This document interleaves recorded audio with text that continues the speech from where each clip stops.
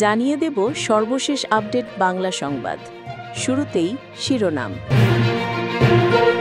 বিমানবন্দরে ধরা খেল শেখ হাসিনার নিরাপত্তা উপদেষ্টা মেজর জেনারেল তারিক আহমেদ সিদ্দিকী।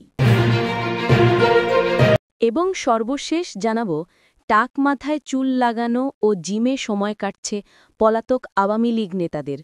ভারতীয় সংবাদমাধ্যম দ্য প্রিন্ট এক অনুসন্ধানী প্রতিবেদনে এসব তথ্য প্রকাশ করেছে।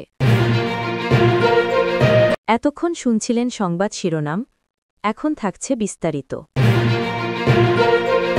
ঢাকা সেনানিবাসের স্টাফ রোড এলাকায় জেনারেলদের বাসস্থান হিসেবে পরিচিত নক্ষত্র ভবন লাগোয়া ২০৮ নম্বর বাড়িটি ছিল মেজর জেনারেল অবসরপ্রাপ্ত তারিক আহমেদ সিদ্দিকীর কাশিম বাজার কুঠি। এই বাড়ি থেকেই তারিক সিদ্দিক সামরিক বেসামরিক গোয়েন্দা সংস্থা সহ সশস্ত্র বাহিনীকে নিয়ন্ত্রণ করতেন।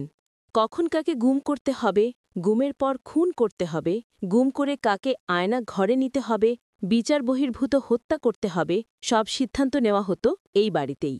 তারিক সিদ্দিক গুম, খুন ও আয়নাঘরের কারিগর হিসেবে চিহ্নিত। শুধু এইসবই নয়, প্রতিরক্ষা ক্রয়ের কাজ কীভাবে ভাগবাটোয়ারা হবে, কিভাবে বিমানবন্দরের ব্যবসা, সশস্ত্র বাহিনীর রেশনের কমিশন, ইসলামী ব্যাংক সহ বিভিন্ন ব্যাংক, বিমা ও প্রতিষ্ঠান দখল, বড় বড় প্রকল্পের কমিশন সব নির্ধারণ করা হতো এই বাড়িতেই। তেমনি সশস্ত্র বাহিনীর বদলি পদোন্নতিও নির্ধারণ করা হতো এখান থেকেই।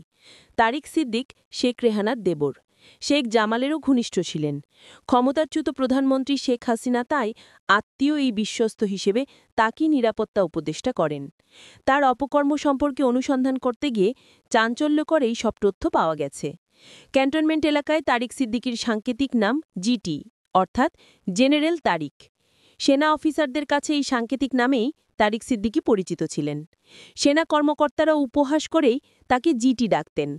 রাষ্ট্রপতি জিয়াউর রহমানের শাহাদতের পর তার স্ত্রী সাবেক প্রধানমন্ত্রী বেগম খালেদা জিয়াকে রাষ্ট্রীয় সিদ্ধান্তে ক্যান্টনমেন্টের মইদুল রোডের বাড়িটি বৈধভাবে দেওয়া হয়েছিল। এই বাড়ির পুনর্গঠন এবং চলমান বিতর্কিত উপদেষ্টা সমিতি পরিচালনার দায়িত্ব পালন করেন তারিক সিদ্দিকের স্ত্রী শেখ রেহানার ছোট বোন। এই বাড়িতে ৩৮ বছর বসবাসের পর তাকে উচ্ছেদ করা হয়, অথচ বাড়িটি ছিল জিয়াউর রহমানের স্মৃতি বিজড়িত। কর্নেল হিসেবে বাড়িটি বরাদ্দ পান জিয়া। সেনাপ্রধান হওয়ার পরও জিয়া এই বাড়িতেই থাকত। সেনাপ্রধানের জন্য নির্ধারিত বাসভবনে যাননি, এমনকি রাষ্ট্রপতি হিসেবেও তিনি এই বাড়িতেই ছিলেন। ক্যান্টনমেন্টে সিভিলিয়ান বা বেসামরিক ব্যক্তি হিসেবে খালেদা জিয়া থাকতে পারবেন না, এমন অজুহাতে তাকে উচ্ছেদ করা হয়। উচ্ছেদের পরপরই বাড়িটি ভেঙে সেখানে বহুতলা অ্যাপার্টমেন্ট নির্মাণ করা হয়। কিন্তু তারিক সিদ্দিকী একজন অবসরপ্রাপ্ত ব্যক্তি বা সিভিলিয়ান হওয়া সত্ত্বেও শেখ হাসিনা সব নীতিমালা ভঙ্গ করে তাকে ক্যান্টনমেন্টের ভেতরে থাকার অবস্থান করে দেন। তিনি সেখানে থাকেন বছর পর বছর। অনুসন্ধানে জানা গেছে, তারিক সিদ্দিককে প্রথমে সেনানিবাসের মোরিং হাউসে থাকার জন্য বাড়িটি বরাদ্দ করা হয়। এরপর ২০৮ নম্বর বাড়িটি নির্মাণ কাজ শেষ হলে বাড়িটি তাকে দেয়া হয়। অর্থাৎ তারিক সিদ্দিকী তার কর্তৃত্ব প্রতিষ্ঠান এই জন্য একটি প্রভাববল এস্টাবলিশড করতেই এই বাড়িতে থাকেন। একই সঙ্গে ভারতীয় গোয়েন্দা সংস্থা রয়ের সঙ্গে বৈঠকের পাশাপাশি অনেক কর্মকর্তাকে রয়ের সঙ্গে সংযোগ ঘটিয়ে দেওয়া হতো এই বাড়িতে। তারিক সিদ্দিকী ভারতীয় গোয়েন্দা সংস্থা রয়ের একজন বিশ্বস্ত এজেন্ট হিসেবে কাজ করতেন। ক্যান্টনমেন্টে রয়ের আস্তানা হয় তার মাধ্যমে। ক্যান্টনমেন্ট পাড়ায় তাকে বাংলাদেশি ভারতের প্রকৃত হাই কমিশনার বলে ঠাট্টা করা হতো। তিনি ভারতীয় গোয়েন্দা সংস্থা রকে এতটাই সার্ভ করতেন, যার ফলে তাকে এটা বলা হতো। ২০৮ নম্বর বাড়িটিতে ব্যবসার দেন দরবার এবং কমিশন বাণিজ্য বিষয়টিও ঠিক হতো। বড় বড় ব্যবসায়ীকেও এই বাড়িতে ডাকা হতো। বড় গুমগুলোর পেছনে ছিলেন তারিক সিদ্দিকী। গুম খুনের সঙ্গে জড়িত বহু অপকর্মের মাস্টারমাইন্ড ছিলেন মেজর জেনারেল অবসরপ্রাপ্ত তারিক আহমেদ সিদ্দিকী। ঢাকা আয়নাঘরের কারিগরও বলা হয়। চাঞ্চল্যকর গুমগুলোর মধ্যে তার মাধ্যমে হয়েছে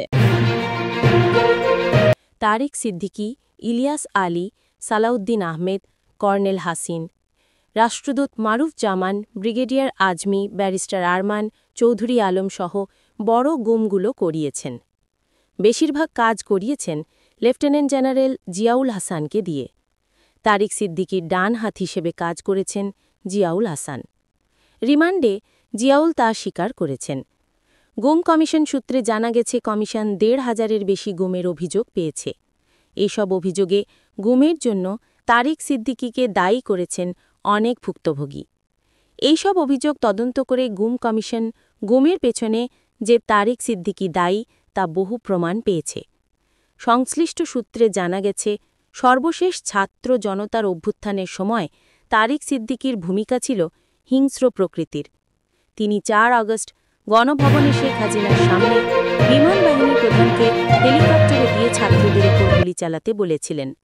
এতে বিমান বাহিনীর প্রধান ক্ষুব্ধ হয়ে শেখ হাসিনাকে বলেন, আপনাকে এই লোকই ডুবিয়েছে, এই লোকই আপনার সর্বনাশ করেছে এবং আরও করবে।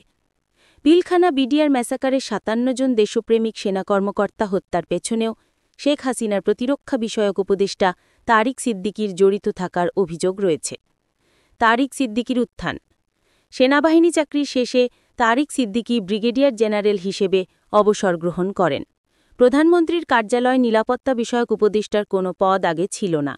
তৎকালীন প্রধানমন্ত্রী শেখ হাসিনা তারিক সিদ্দিকীর জন্য পদটি সৃষ্টি করেন।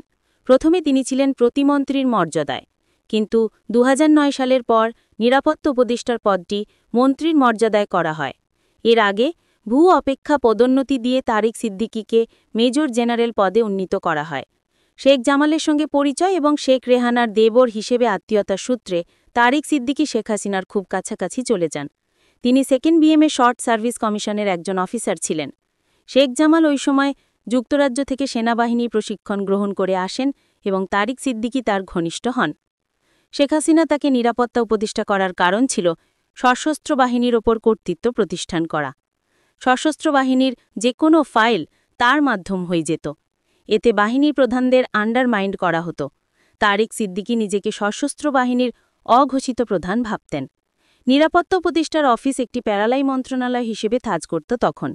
সশস্ত্র বাহিনীর প্রমোশন, বদলি, পদায়ন তারিক সিদ্দিকী যেভাবে বলতেন সেভাবেই হতো। ২০০৯ সালের পর তারিক সিদ্দিকী নিরাপত্তা উপদেষ্টা হয়ে সশস্ত্র বাহিনীর বঞ্চিতদের জন্য বোর্ড গঠন করেন। এরপর তারিক সিদ্দিকী পদোন্নতির মাধ্যমে নিজস্ব একটি বেনিফিশিয়ারি গ্রুপ তৈরি করেন। ভূ অপেক্ষা পদোন্নতির মাধ্যমে তৎকালীন ডিজি এনএসআই জেনারেল মঞ্জুর ও জেনারেল জিয়া পদোন্নতি পান, অর্থাৎ একটি প্রস্তাব বলাই তৈরি করেন তারিক সিদ্দিক। তারিক সিদ্দিকীর মাধ্যমে রয়ের ক্যান্টনমেন্টে অবস্থান। তারিক সিদ্দিকীর সবচেয়ে বড় অপকর্ম দেশকে ভারতীয় গোয়েন্দা সংস্থা রয়ের হাতে তুলে দেওয়া। নিরাপত্তা উপদেষ্টা হিসেবে দেশের জাতীয় নিরাপত্তার জন্য হুমকি শনাক্ত করে তা মোকাবেলা করাই যেখানে তার কাজ হওয়া উচিত ছিল, সেখানে নিজেই হুমকি হয়ে ওঠেন। ভারতের হাতে দেশের জাতীয় নিরাপত্তা তুলে দেওয়া ছিল বাংলাদেশের জন্য দুর্ভাগ্য। নিজস্ব একটি টিম নিয়ে তারিক সিদ্দিক অপকর্মগুলো করেন। নির্ভরযোগ্য সূত্রে আরও জানা গেছে, ভারতীয় রকে ঢাকা সেনানিবাসে প্রবেশ করানোর দুঃখজনক দেশবিরোধী কাজটি করেন তারিক সিদ্দিক এবং তৎকালীন ডিজিএফআই চিফ লেফটেন্যান্ট জেনারেল মোল্লা ফজলে আকবর। সূত্রে জানা, রয়ের জন্য বিজিএফআইয়ের কচুক্ষেত সদর দপ্তরের ২টি ফ্লোর অলিখিতভাবে বরাদ্দ ছিল। ওই ২ ফ্লোরে ডিজিএফআইয়ের কোনো কর্মকর্তা কর্মচারী যেতে পারতেন না।